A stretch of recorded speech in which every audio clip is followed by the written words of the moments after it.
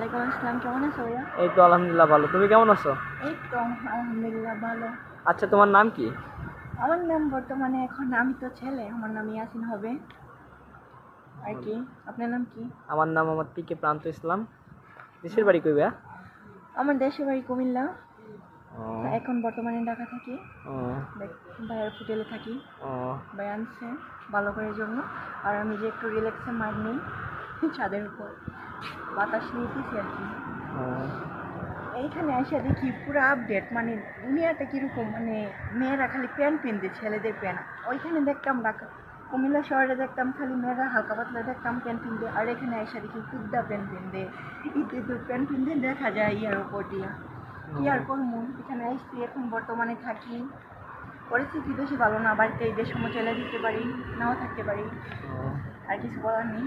আচ্ছা ভাইয়া, অনেক কিছু বলার আছে, তো একটা গান বলো তো তোমার কণ্ঠে।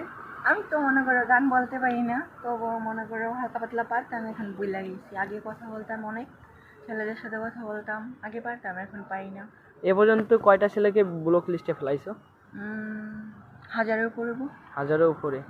আসলে তুমি তুমি এই কণ্ঠটা কত বছর ধরে শিখতেছো?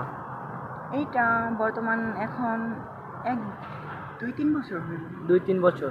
আমি ভালো করে কথা বলি না তো, তাই বেশি কথা বলি না কারোর সাথে, না জি। বলাতে সবাই আমার জন্য পাগল, কিন্তু আমি কারোর জন্য পাগল না। ও, এই মেয়েদের সাথে কথা বলি না বেশি, কিন্তু ছেলেদের সাথে কথা বলি।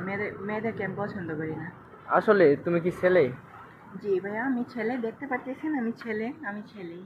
ও, আমার সব কিছু আছে, নয়তো দেখতেই পারতেন ওকে। ছেলে।